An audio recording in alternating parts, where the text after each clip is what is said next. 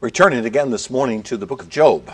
We have been making our way through this rather lengthy book, but we are doing so, as you can see, in giant hops as compared to my typical approach to text, because I think that's really the right way to go at this.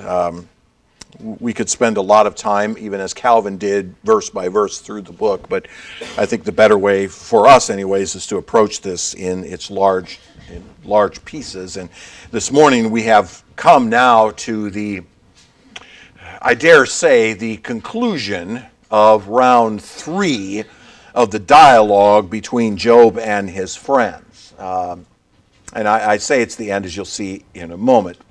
Last week we looked at Eliphaz's final speech in chapter 22, and Job responded to it, although you remember he really didn't respond to Eliphaz. He bypassed him and went off to something much more important. But this morning, then, we're going to come to Bildad's third speech, and he's going to begin to speak, and Job's just going to cut him off, all right? You'll see that in a moment.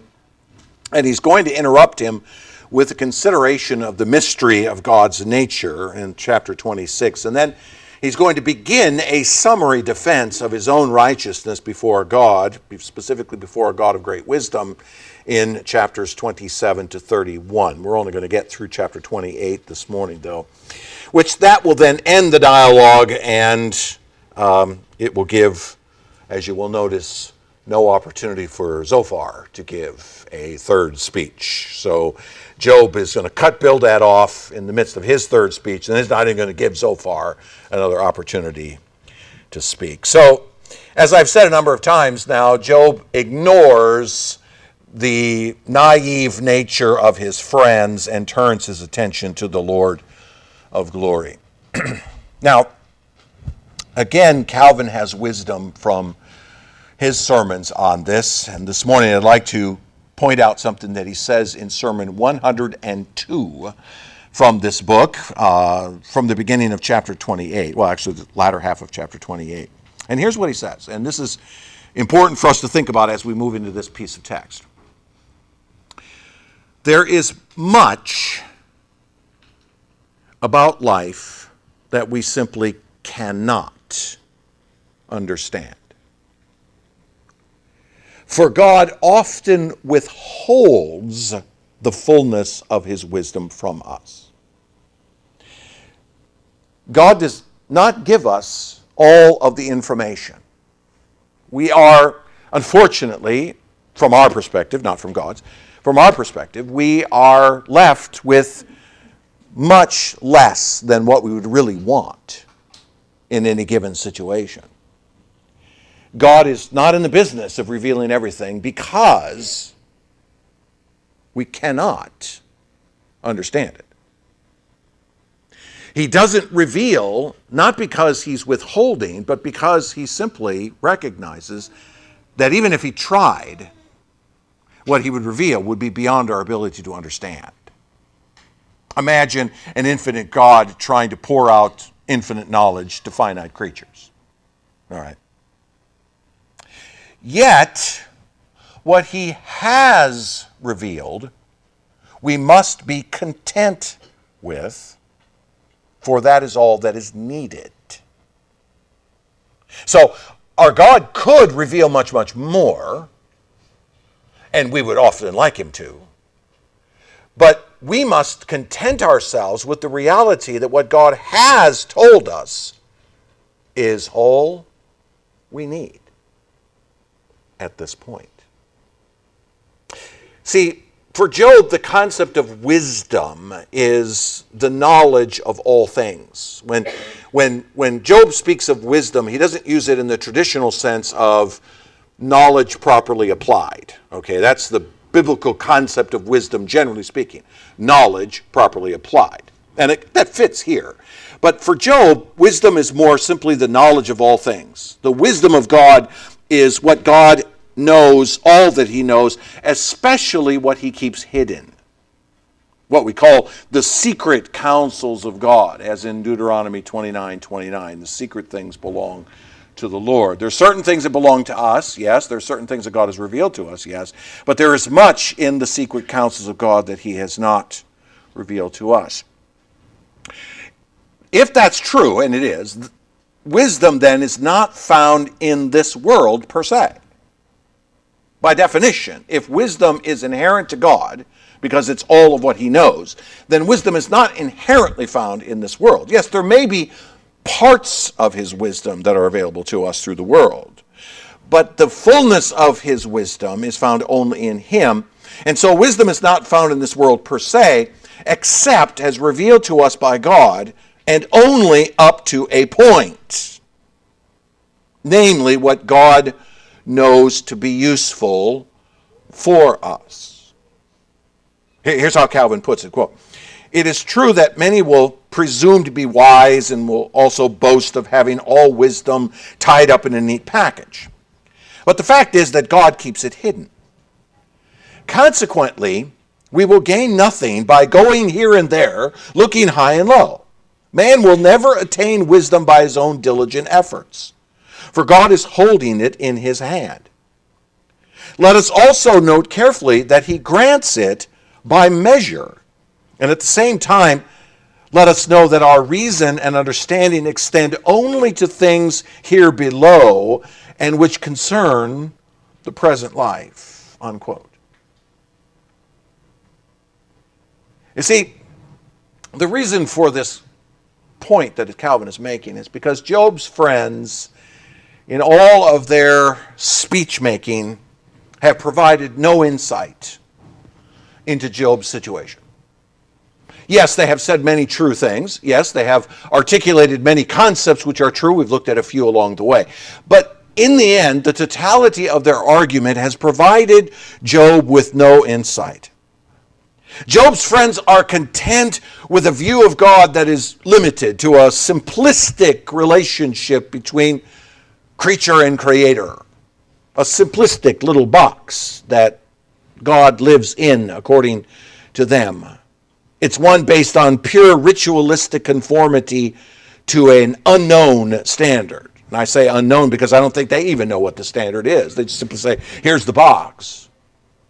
Just confess everything and life goes on. Just confess everything and your suffering will be done away with. But Job is realizing more and more as you go through this book, more and more that his situation is part of the larger plan and purposes of God. And that his responses need to be appropriate to what is and what is not revealed. He's beginning to realize, okay, wait a minute, wait. There are some things that are revealed. And yes, you, my friends, have said a few things that are true. Your overall argument is false, but you do say some things that are true. Okay, so there is some wisdom in what you say. But God is not, in fact, giving me the totality of what I need to understand here. And he's beginning to realize that that's okay. He's beginning to realize that that is okay. In fact, that's even good. Instead of getting an answer, for example, as to why he is suffering, Job settles himself into recognizing that his sufferings may not actually have a reason. For God may not give one or need to. See, our problem very often in approaching this book, and the point that Calvin is making, is very often we come because we believe that we deserve an answer to everything. We believe we should have an answer. Why? Okay? Why did I get this particular illness? Or why did I have this particular financial setback? Or why did this happen to me? Or why did that happen to me, right?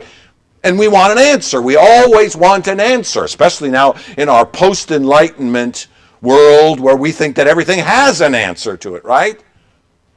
And so every time we have a cough, we go to the doctor, we're expecting him to give us an answer. And we're dumbfounded when he looks at us and goes, I don't know. I'm just a doctor. We think we deserve an answer, but Job is beginning to realize, wait a minute, wait. Maybe there is no answer, and that is good enough. What if that is entirely what it is that God is trying to get across to me? Yes, God does reveal many things, but there are many secret things that God has not revealed. And the question is, how do we respond to situations where we do not have an answer?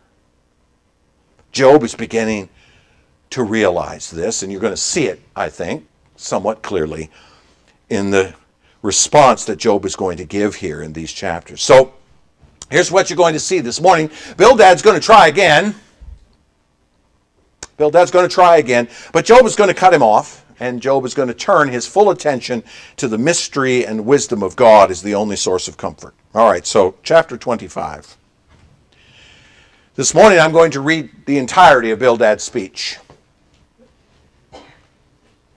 Any objections? Verse 2, 25, verse 2.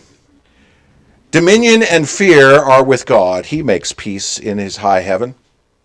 Is there any number to his armies? Upon whom does his light not arise? How then can man be in the right before God? How can he who is born of woman be pure? Notice how many times you've seen that question in this book. Here it is again. This has got to be the fourth, fifth time we've seen it in this book.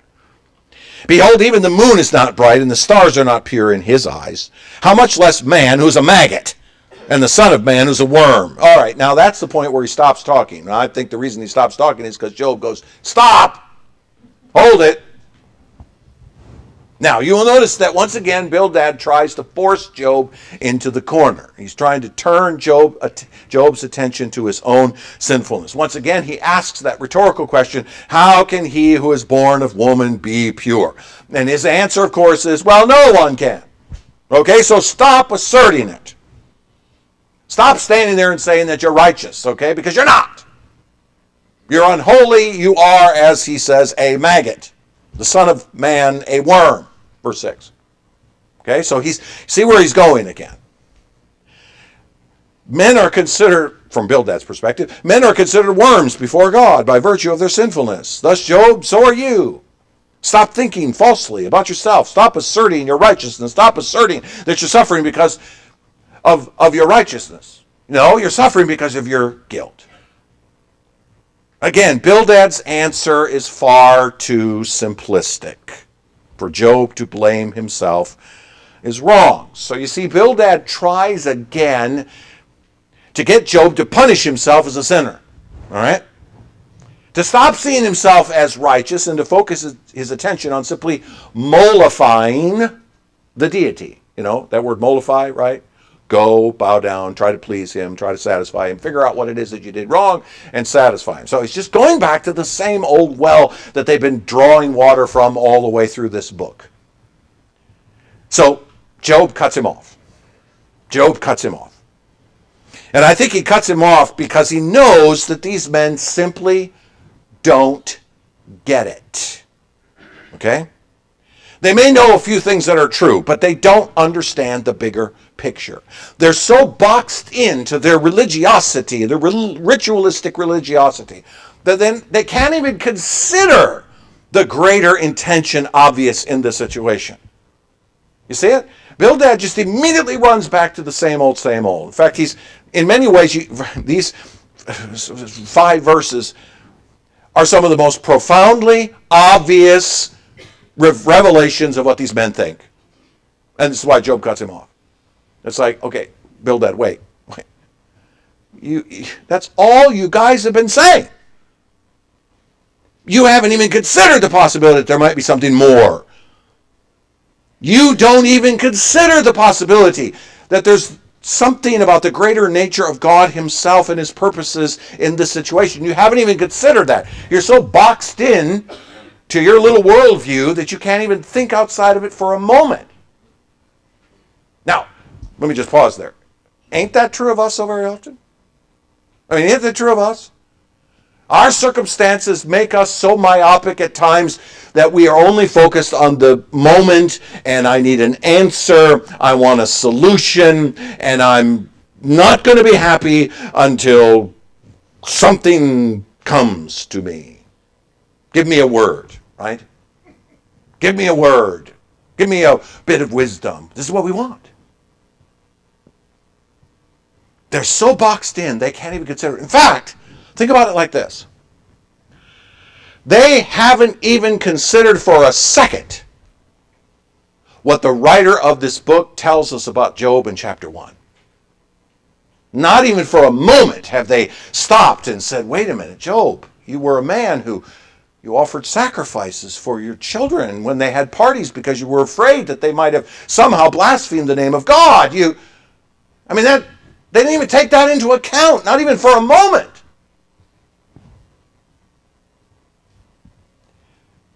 So Job brushes off his friends' advice because he is connecting his circumstances to a much higher purpose and to a much higher God. Their little deity is nothing but a little silver statue that sits on an altar in their living room. That's all he is. Just go kneel down in front of him, confess whatever sin you have, and the deity will be mollified. That's all they can see. But Job steps back and goes, no, no, no, no. Our God is infinitely more than that. So let's consider him. So Job cuts his friends off because he realizes they have no view of God other than this tiny little window that all they have of God. This tiny little picture. And let me tell you, this, my friends, is the primary problem of so much of what calls itself Christianity today. A tiny little view of God, a myopic little fixation on a God who solves our problems and makes us happy and whatever. And then when real problems show up, when real crises come to our door, we have no answer. No answer. Job says, oh, there is an answer, and it's greater than you men can think. And so this is where he goes now, starting in chapter 26. In chapter 26. Now, I want to consider 26, 27, and 28 as three distinct speeches. They're not, but I want to consider them that way, all right, just to make it a little easier to follow along, all right? Job is first going to look at, in chapter 26, the mystery of God, all right? He's going to look at the mystery of God. I'm sorry, the majesty of God, wrong word, the majesty of God. And then he's going to consider the righteousness that comes only from God in the next chapter. And then finally in the third, a consideration of the wisdom of God under which all of this is understood.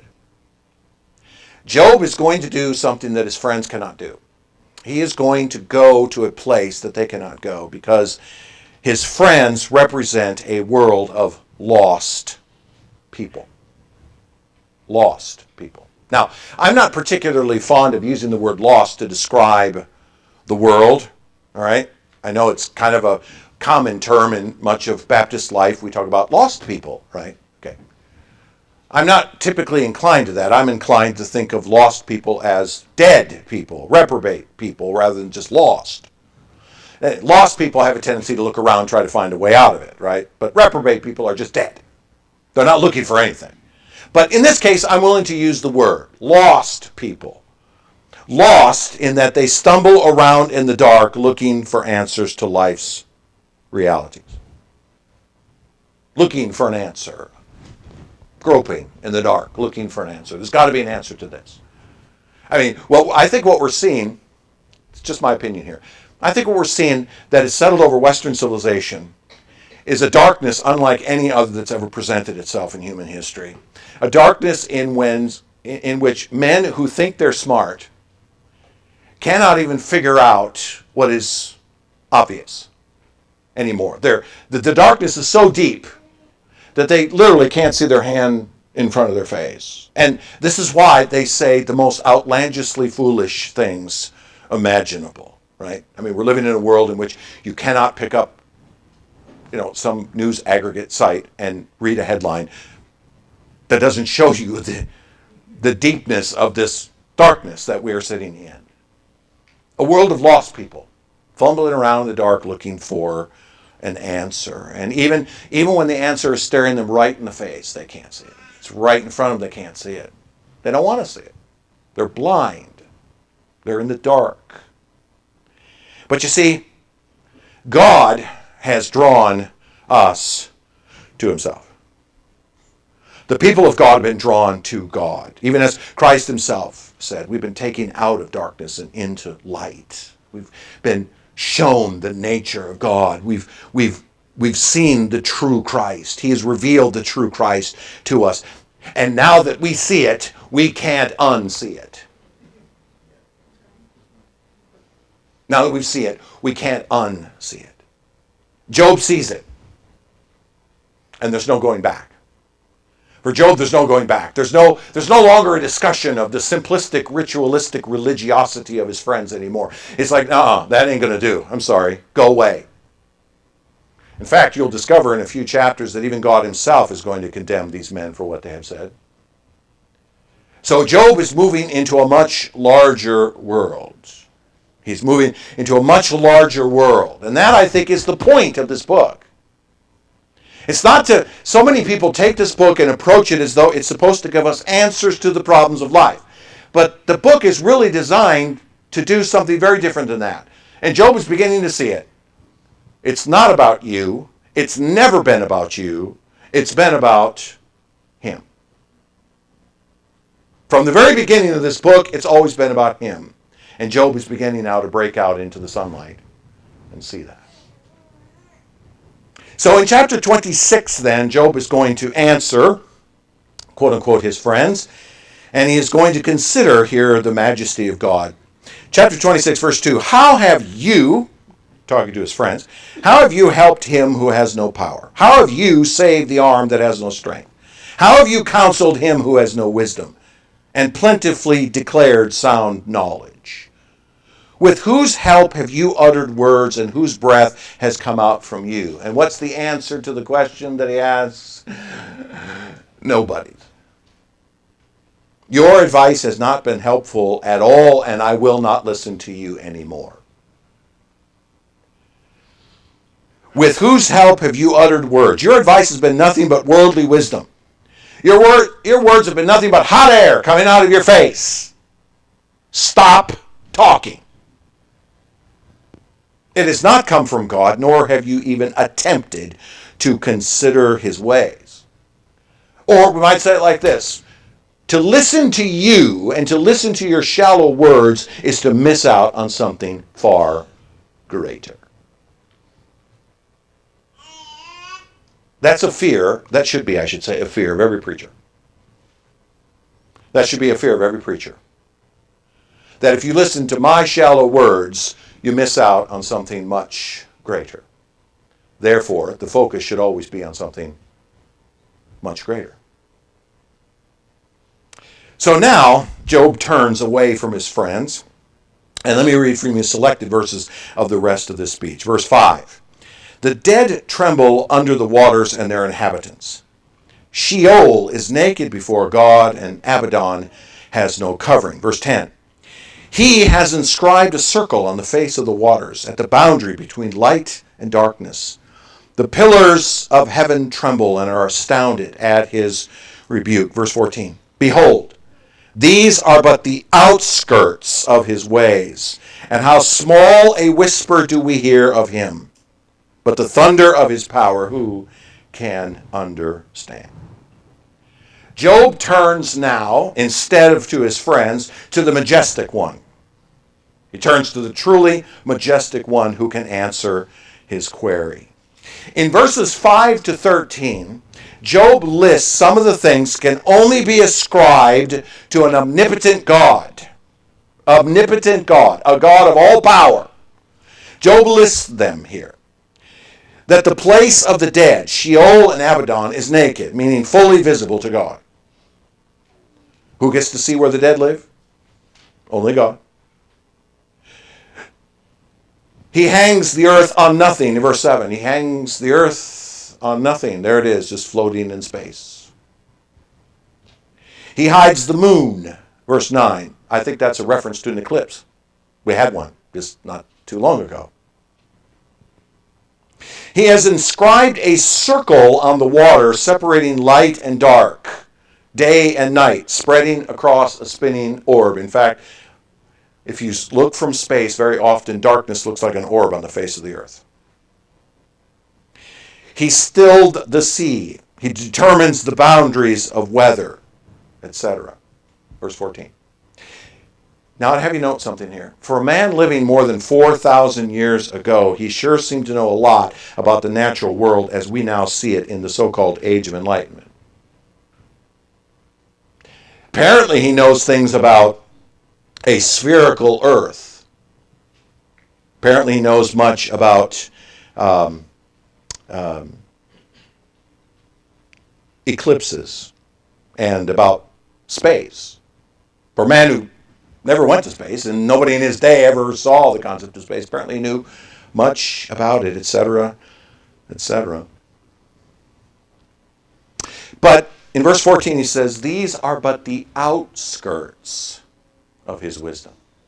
Now you know what the outskirts are, right? The outskirts of a city are the parts of the city outside the edges of the city, right? The outskirts. The power exhibited by God in the things above are just the outside edges of his true power.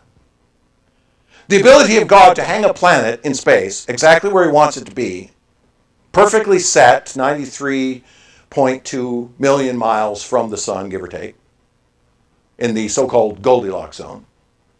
Not too hot, not too cold, right? Who can do that? Only God can do that. These are just the outskirts of his power. Yeah, God hanging one planet in there is nothing compared to a few septillion stars that he planted also in the heavens, with simply speaking them out of his mouth, and boom, there they were. Right? Just the outside edges of his true power. And Job says this, he says, how small a whisper do we hear of him? And what he means by that is we get just a tiny glimpse of the total power of God. We get just a tiny glimpse of it. Listen, God didn't even break a sweat to build this universe. All right? For him, it was a couple of days worth of work where he just spoke it, and there it was. How much more could he have done? How much more could he still do? Right? How much more could an infinite God do beyond what he's already done? We stand in utter awe of what we see and think, wow, when God could do infinitely more than even that. That's Job's point. How small a whisper do we hear of him? We hear just the tiniest fraction of who this God really is as we consider him. We get just a tiny glimpse. So what Job is recognizing is that the true answer to his circumstantial questions is held in the mind and heart of God, who is far greater by magnitudes than his simplistic friends or their advice. He says, the God I serve is so much greater than the God you have in mind that by magnitudes, it's what he's saying in these verses. In other words, in my opinion, okay, just my opinion here, in my opinion, this is the point where Job has been fully turned by God. This is the point where Job has been fully turned by God. Now, remember, go take yourself back to chapter 1, right? Have you considered my servant Job? Okay, Satan, take your best shot. Oh, that didn't work. Okay, take another shot. Go ahead. But what's the point of it? The point is God attempting to demonstrate his power, what he's accomplishing, his purposes, his intentions. All right? Therefore, this, in my opinion, is the point where Job has now been turned by that purpose of God to see something else other than just the simplistic answer from his friends. This is where now his heart, mind, soul has been turned, and the only one that can do that is God. It's what God has been purposing in this matter from the beginning. As I said a moment ago, remember, this book is not about giving you an answer to suffering. You're going to dig and you're never going to find one, except the answer of pointing us to God. Let me put before you a principle that you need to bury deep in your subconsciousness and consciousness. The answers to all human questions is God himself. Now, the magnitude of what I just said may have escaped you, so let me say it again. The answers to all human questions is God himself. Not the words that come out of his mouth. No. He himself is the answer.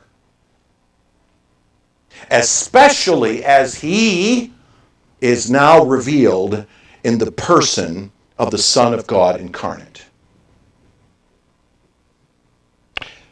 This is, ready? This is an ontological question. God is the answer. Not what God does, not what God says. Who he is the answer. Boom. Not in the answers per se, but in the person of Christ. He is the answer to everything. And our goal should be to seek him. Often our goal is to seek answers. But our goal is to seek him. Here's how Paul puts it in Colossians 3. The men are studying this book on Sunday nights. We're going to get to this passage in a couple of weeks. Here's what he says, quote, "If then you have been raised with Christ," if you've been raised with Christ, "seek the things that are above, where Christ is, seated at the right hand of God. Set your mind on things that are above, not on the things that are on the earth. For you have died, and your life is hidden with Christ in God. When Christ, who is your life, appears, then you will also appear with him in glory." See what Paul does there? Paul says, listen, I know you got problems. I know your life's full of difficulties. I know life's full of troubles. Seek him. Him. He is all we need. Christ is all we need. So, in chapter 26 then, Job is turned, I think. Now he's realizing, wait a minute, the answer is not in answers. The answer is in him. Who is he? Which leads him to chapter 27. All right, now, he's going to do this. He's going to look back upon himself in this moment, all right? That's okay. You'll see why in a moment. Verse 2. "As God lives, who has taken away my right, as the Almighty, who has made my soul bitter, as long as my breath is in me, and the Spirit of God is in my nostrils, my lips will not speak falsehood, and my tongue will not utter deceit. Far be it from me to say that you are right. Till I die, I will not put away my integrity from me. I hold fast my righteousness and will not let it go. My heart does not reproach me for any of my days." What is he doing? He's doing what he's done all along. I am righteous. Bildad, Eliphaz, Zophar, you guys, you haven't proven your case. I'm telling you the truth. There's no deceit in my mouth. I know. My lips will not speak falsehood. I hold fast my righteousness. Over against his friends' accusations, Job maintains that God has no beef with him. Why? Because God knows him. Now, let me make sure you understand something here. The righteousness that Job claims is not a righteousness of deeds. Okay? He's not making a claim here that he is sinless. No man can make such a claim. No one can say before the living God, I have not sinned. And you should not misconstrue that just because Job claims here to be righteous, that he is making some sort of confession of deeds. He's making a statement of his status. Who he is. Who he is at his soul. He says, I know what I am. I know who I am. I'm not claiming to be perfect. I'm claiming to be, status-wise, right with God. See, remember, we've talked about this before. We've been talking about it on Wednesday nights, particularly as we work in our way through the confession. The doctrine of justification by faith. The concept that's in the song By Grace Alone. Justification by faith is the belief that God declares a man to be in a state of righteousness by virtue of a divine work of regeneration and effectual calling, which becomes faith in us. But it's a work of God from beginning to end. It's a work of God. Why? Because no man can change his state. You cannot change what you are by outward acts. It doesn't work. It never has. In the history of the world, no one has changed what they are by the things that they do. You are what you are. And what you do flows out of what you are. And so therefore it is necessary for God to change our state. Again, that is an ontological reality. God must do this.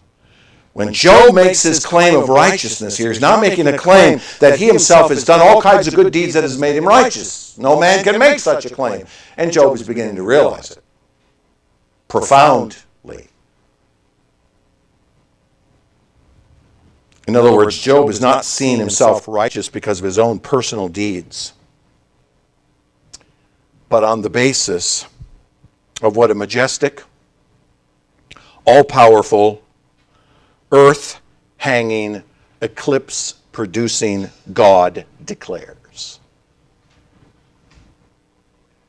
The point of the previous chapter is, this is who God is. And the point of this little pericope is, and this is what God has declared. It has to be connected that way. Job is not seeing himself righteous because of his own personal deeds. Rather, he sees himself as only as he is because of what God has declared to be true. The proof of it is found in the verses to follow. Let me just read two of them, 11 and 12. I will teach you concerning the hand of God. What is with the Almighty I will not conceal. Behold, all of you have seen it yourselves. Why then have you become altogether vain? Here's what Job asserts. Job asserts that his friends ultimately know that righteousness and reprobation are with the Almighty. They're with the Almighty. Such things are determined not by men and their actions, but by God and His words. By God and His declarations, by God and His decrees and purposes and intentions within Himself. Verse 12, why then have you become altogether vain? He looks at his friends and goes, you know this to be true, so why do you turn inward about this? Inward is the concept of vain, right? A vain person is concerned about themselves, right? They're concerned about what they are. The vain person is the person who says, I am special and something. Just look at me. And so he says to his friends, he says, why have you turned inward? Why have you turned vain to seek the answers to eternal matters instead of turning to the Almighty where the answers live? You've turned inward looking for answers to eternal problems. But eternal problems don't exist in us. Answers, I should say, to eternal problems don't exist in us. Answers to eternal problems exist where? In the eternal.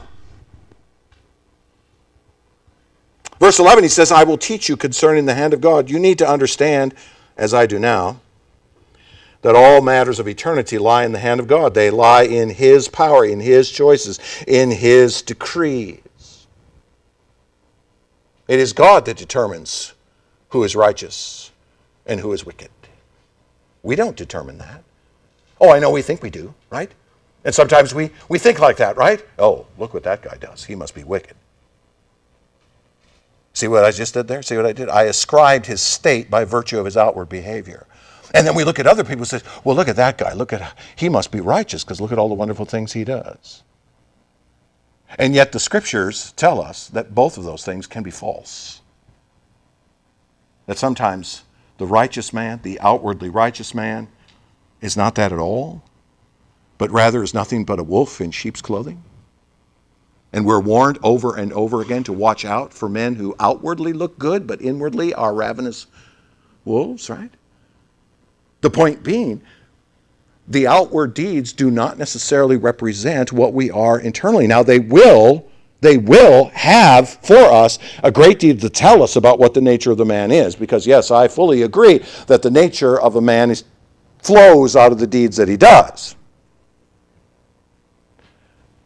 But that's the proper order. It's not the other way around. We are not made righteous by doing righteous things, and we're not made wicked by doing wicked things. We're wicked, therefore we do what is wicked. We're righteous, therefore we do what is righteous. Human beings struggle with that all the time. In fact, we've struggled with that since the Garden of Eden, because I think that's exactly what Satan tempted Eve into thinking. If you eat from this tree, you will be like God. Notice the behavior leads to an ontological reality.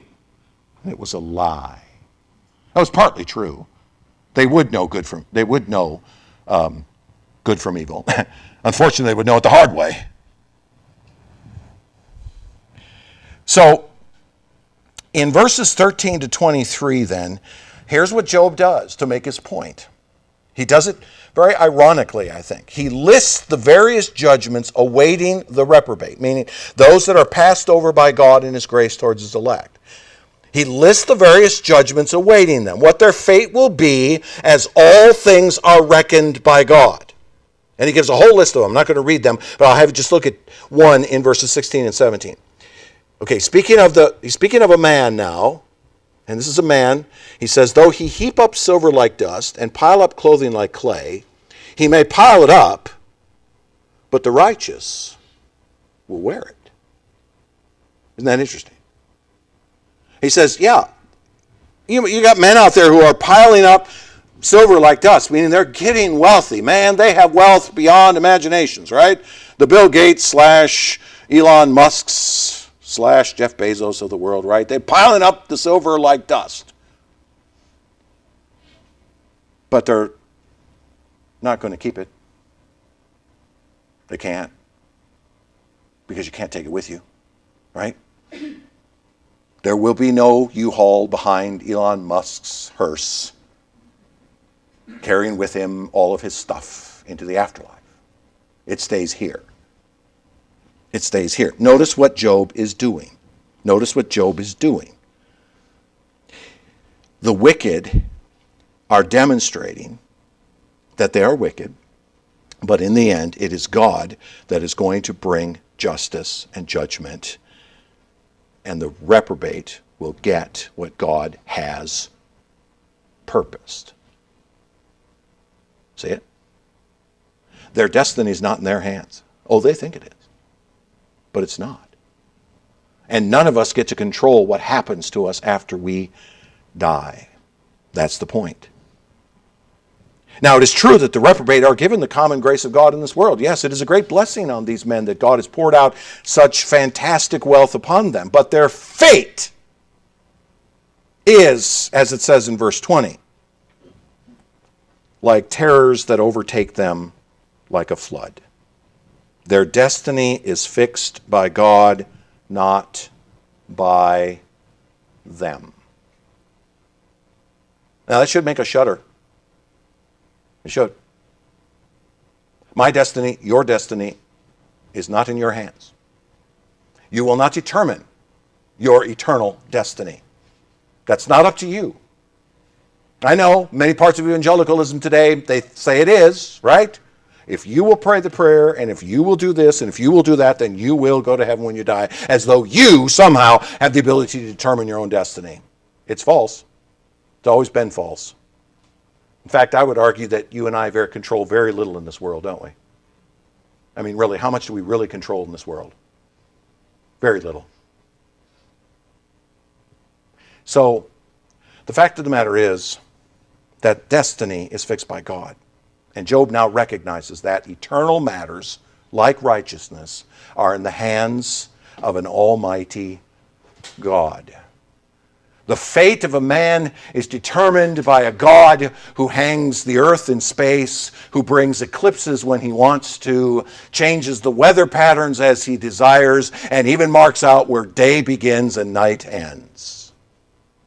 That's who gets to decide the destiny.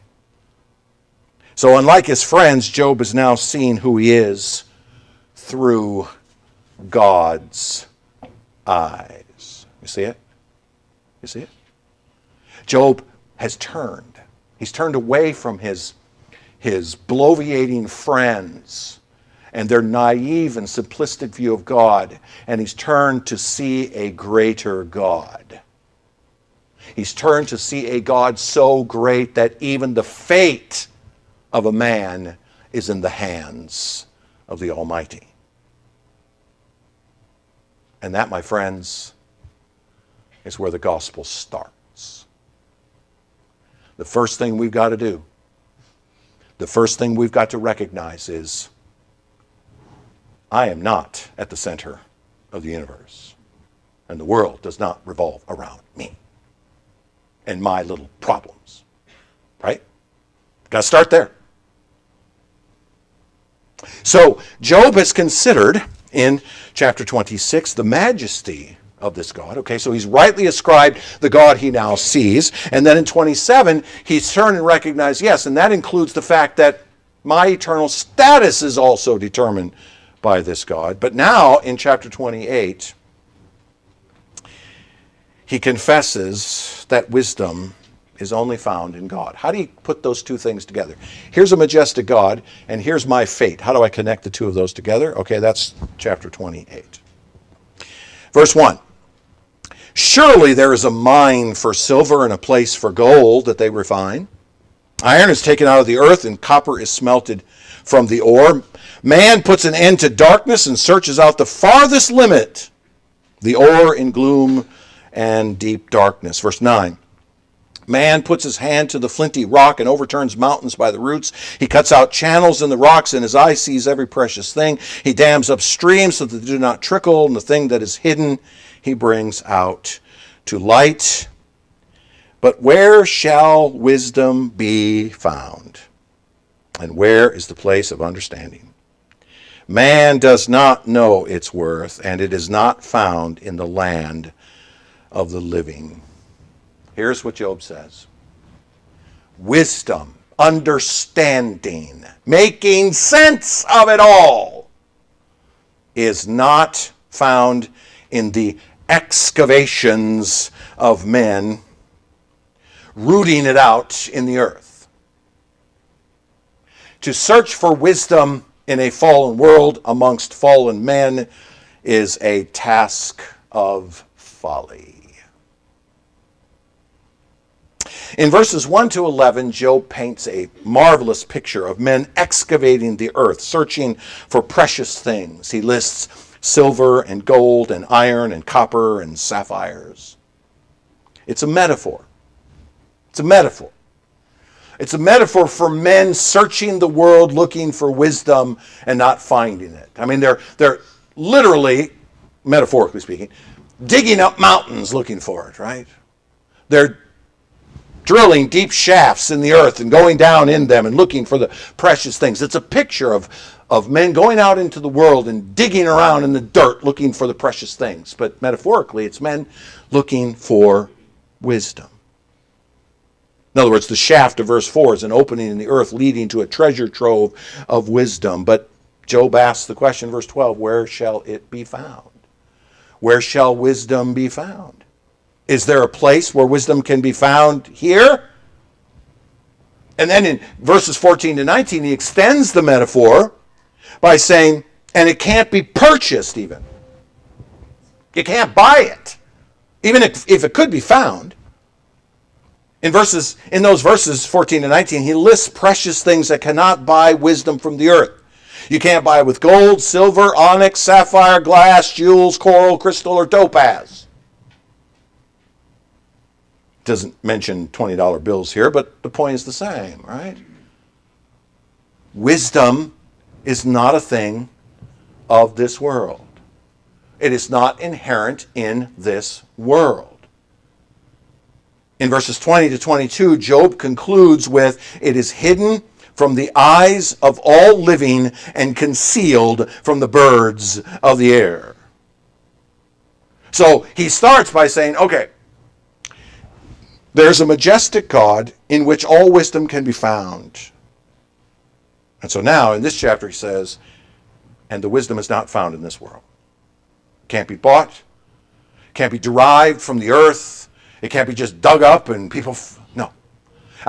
In many ways, this is a slap in the face of the scientific method. We can determine how things work, right? Because we can examine them and we can use the science with a capital S to find out where these things are, right? We can examine and figure out and determine, and we can call ourselves men of science and we can give answers. But God sits in his heaven and laughs and says, I've got more wisdom in my pinky than you have in 10,000 years of human history. Wisdom is not a thing of this world. And so Job now turns and says wisdom is only found in God. Verse 23. God understands the way to it, and he knows its place. For he looks to the ends of the earth, and he sees everything under the heavens. When he gave to the wind its weight, and apportioned the waters by measure, when he made a decree for the rain and a way for the lightning of the thunder, then he saw it and declared it. He established it and searched it out. The it in all those is wisdom, right? And he said to man, behold, the fear of the Lord, that is wisdom. And to turn away from evil is understanding. He says, for he looks to the ends of the earth and sees everything under the heavens. Verse 24. God, the omniscient one. God, the all-knowing one. As he already described him 2 chapters earlier. This God, who is greater than all things, he is the source of all true wisdom. And guess what? The fear of the Lord is true wisdom. Look, book of Proverbs hadn't been written yet. If Job lived around, say, 2000 BC, it's going to be another 1,000 years before the book of Proverbs will be written. But it fits perfectly with the writer says in Proverbs 9:10. The fear of the Lord is the beginning of wisdom. To truly seek God is to find the answers to all matters of living in a fallen world. Seek what? Him. Him. Not answers from wise men, but him. So Job has come to understand two things. Two things. Number one, God is the inexhaustible source of all wisdom and knowledge. Because he is God. All of what can be known is found in God himself. God is wisdom. God is light. I think someone in the New Testament wrote of that. For all the knowledge of all that there is to know is found in him. And it's not just something he possesses, by the way. It's kind of like we often look at, yeah, God's full of wisdom. No, God is. Okay? Ontologically, God is wisdom. Just as he is light, just as he is love, just as he is everything, he is wisdom. He is the very essence of wisdom itself. So Job has come to understand that. And secondly, Job has also come to realize something else that follows with it. It's very important to consider here now. God has not revealed all that there is to know. By the time you get to the end of chapter 28, you're left with a question. And the question is, so there is no answer to what Job is experiencing? Oh yeah, there is an answer. But it isn't made known here, because it's in the nature of God. God reveals what we need to know in order to live according to his purposes, but no more and no less. Remember what it says at the end of chapter 28. Behold, the fear of the Lord, that is wisdom. And to turn away from evil is understanding. What he has made known to us is turn away from evil. Okay? He's made that known. I mean, his friends were right on that point. They were wrong on their conclusions, but they were right on that point. Yes. Turn away from evil. And Job says that's right, because God has made that known. But as Calvin said, as I pointed out at the beginning of the sermon, God grants knowledge by measure. His words. What we need at any given moment is available to us. Everything else he keeps in his secret counsels. Everything we need at the moment has been made known to us, but not everything has been made known to us.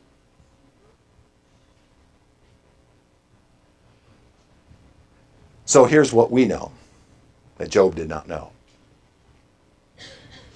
In Christ, the fullness of God's revelation is completed, such that everything needed for life and godliness has been made known to us. 4,000 years after Job, we now have all that God wanted to tell us when it comes to life and godliness. To have a relationship with him, to know him, he's revealed it all. It's right here in this book that he providentially inspired and preserved for us to read. Even the story of Job, ironically. It's here. Or as Paul says it in 1 Corinthians chapter 1, verse 20 and following, where's the one who is wise? Where's the scribe? Where's the debater of this age? Has not God made foolish the wisdom of the world? For since in the wisdom of God, the world did not know God through wisdom, it pleased God through the folly of what we preach to save those who believe. For Jews demand signs, and Greeks seek wisdom, but we preach Christ crucified, a stumbling block to Jews and folly to Gentiles. But to those who are called, both Jews and Greeks, Christ, the power of God and the wisdom of God. Christ is the power of God and the wisdom of God. For the foolishness of God is wiser than men, and the weakness of God is stronger than men. Paul says, what God has revealed is all we need. But he's given to us everything we need. Right here are the answers to everything. They may not answer the specific reason why you are dealing with a particular difficulty, why you are suffering with a particular thing, why Job is sitting on a hill scraping himself with a piece of pottery. There's no answer given. But there is a God, and our focus should be on him. Job has begun to realize that. It's not about me. It's not about my little sores. It's about him. And that is what we have in Christ. But let me tell you this rather frankly. What God has revealed to us is more than we can understand in a lifetime. God has poured out much more than what we actually need to make it in this world. So again, a message comes from Job, a simple message comes out of this book. God reveals to us only what he thinks we need.